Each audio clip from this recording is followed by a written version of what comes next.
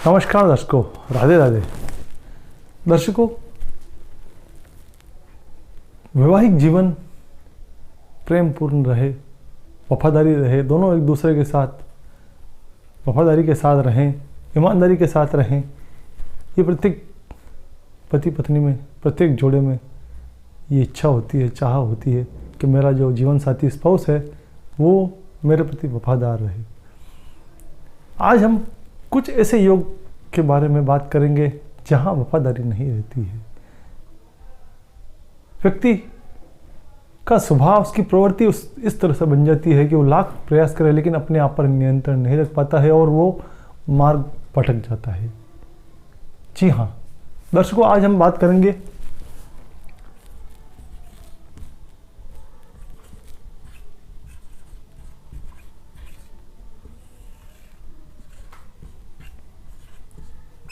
व्यभिचारी योग। अनैतिक संबंध, अवैध संबंध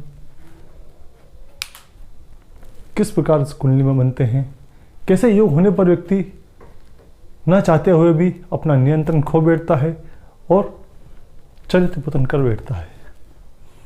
ऐसे ही कुछ योगों के बारे में और कौन कौन से ग्रह इसके लिए प्रभावी होते हैं, योगकारी होते हैं, इस पर आज हम चर्चा करते हैं। दर्शकों, ये योग कई वैवाहिक जीवन को तहस नहस कर देता है, कई गृहस्थियों को बिगाड़ देता है। संतुलित और नियंत्रित रहना गृहस्थ जीवन के लिए अति आवश्यक है। व्यक्ति मार्ग भटक जाता है क्षणिक इच्छाओं की पूर्ति के लिए, और वही इच्छा है उसे उसके गृहस्थ जीवन को, उसके जीवन को बर्बाद करके रख देती है। आज हम कुछ ऐसे ही योगों के बारे में चर्चा करेंगे और कौन से ग्रह, कौन सा भाव इसके लिए प्रभावी होता है, इस पर आज हम चर्चा करेंगे। तो दर्शकों, पूरा वीडियो देखिएगा और वीडियो पसंद आने पर लाइक जरूर कीजिएगा। सब्सक्राइब नहीं किया है तो सब्सक्राइब करना ना भूलिएगा। दर्शकों, लग्न, कोई भी योग, कोई भी प्रभाव, ग्रहों की स्थिति, सर्वप्रथम लग्न देखा जाता है। कोई भी गाड़ी खरीदते हैं तो सर्वप्रथम हम उसमें इंजन कितना मजबूत है उसको देखा जाता है, और यही इंजन है, यही ये जो कुंडली है इसको ये चलाता है। लग्न अगर आपका प्रबल है तो आप जीवन के संघर्ष से पार निकल जाते हो। आपका व्यक्तित्व, उसका आपका प्रभाव क्षमता इतनी ज़बरदस्त होती है कि लोग आपकी ओर खींचे आते हैं। और आपका लग्न दूषित है, लग्न पीड़ित है, लग्न पाप प्रभाव में है तो आप में चाहे कितनी ही योग्यता क्यों ना हो, लेकिन लोग उसका मान नहीं करते, सम्मान नहीं करते हैं, तिरस्कार के पात्र बन जाते हैं। लग्न और लग्नेश का अध्ययन सर्वप्रथम किसी भी कुंडली में करना अति आवश्यक है, और कमजोर है तो उसे बल देना अति आवश्यक है। दर्शकों, लग्न के बाद हम अध्ययन करते हैं चौथे भाव का। चौथा भाव मन होता है।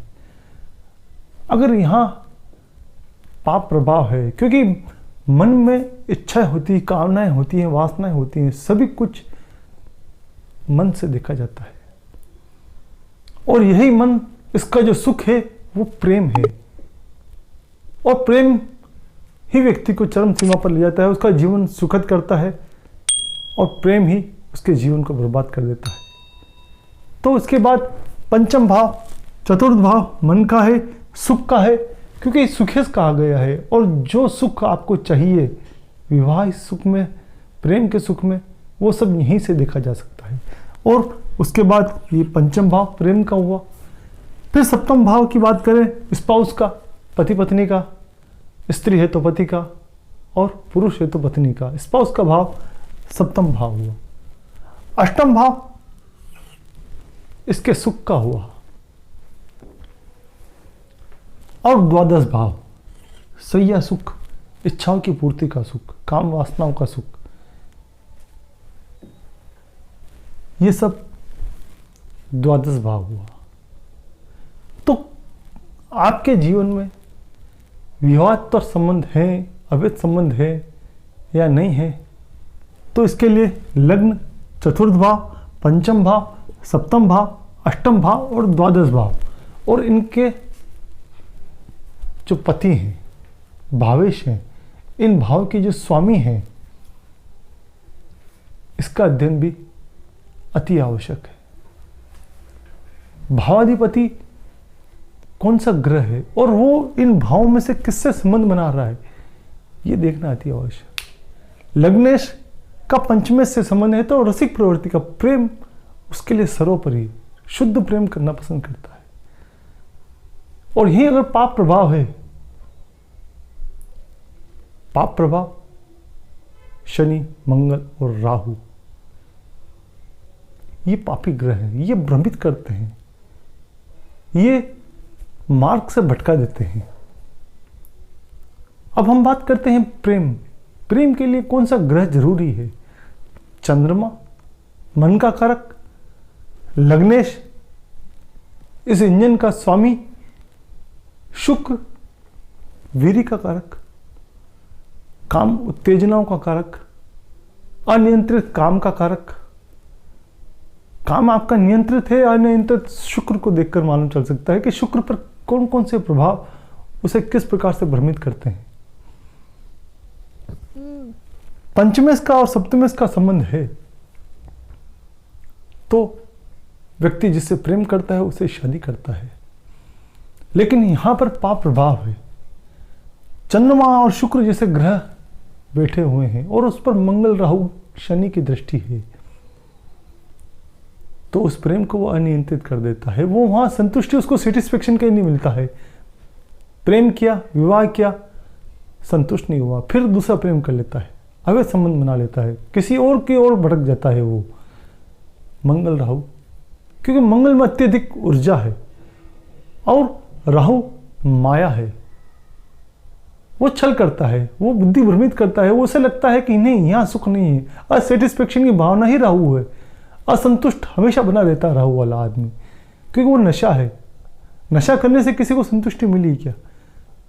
रात को किया और सुबह वापस कापुर, सुबह वापस वही स्थिति, फिर वापस रात को कर लेता है, संतुष्टि नहीं मिलती। रोज करता है लेकिन फिर भी संतुष्ट नहीं है और करना है मुझे, यही भाव राहु दे देता है। वो शुक्र पर संबंध बना लिया, पंचमेश के साथ संबंध बना लिया उसने, सप्तमेश के साथ संबंध बना लिया, लग्न के साथ संबंध बना लिया, असैटिस्फेक्शन की भावना, और वो असंतुष्टि उसे व्यभिचारी बना देता है, अवैध संबंध की ओर बढ़ा देता है। पुरुष होना ही जरूरी नहीं है, मैं स्पॉस की बात कर रहा हूं, दोनों की बात कर रहा हूं, उस जोड़े कपल की बात कर रहा हूं।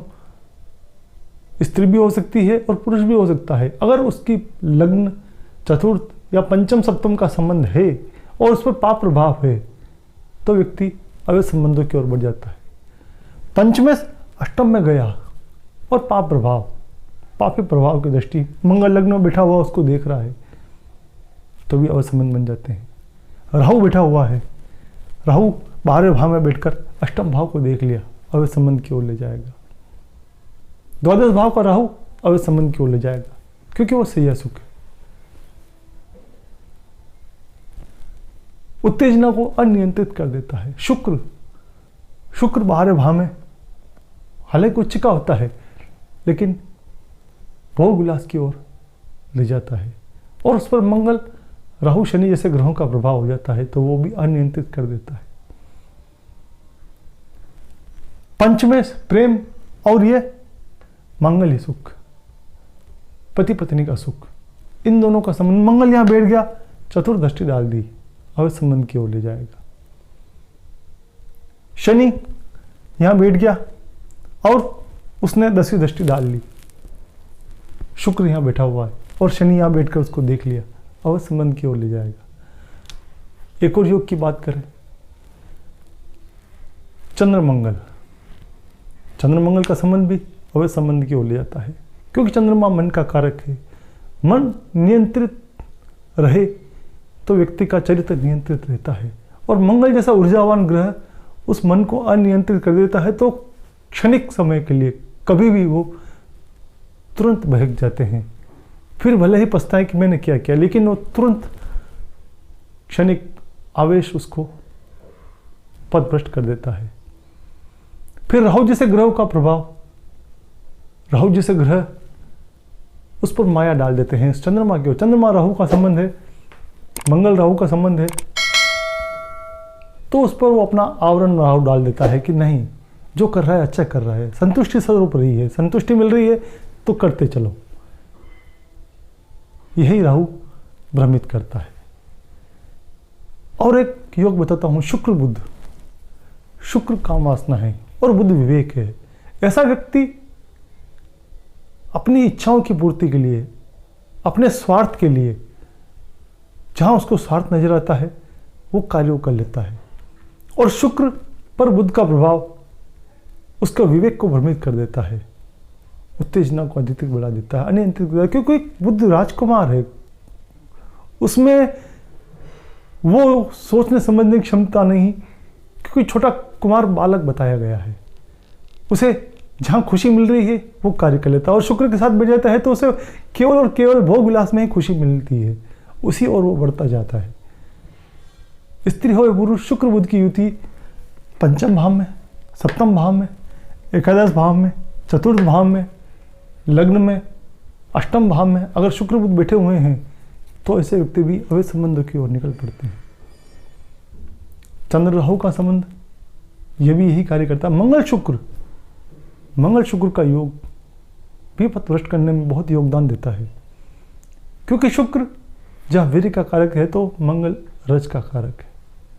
और ये दोनों योग युति साथ में बैठ जाने पर व्यक्ति पथभ्रष्ट हो जाता है, अनियंत्रित हो जाता है उसका शुक्र जब अनियंत्रित हुआ तो अपनी काम वासना की पूर्ति के लिए भटकता रहता है। फिर शुक्र और राहु का संबंध विषयागमन तक करवा देता है।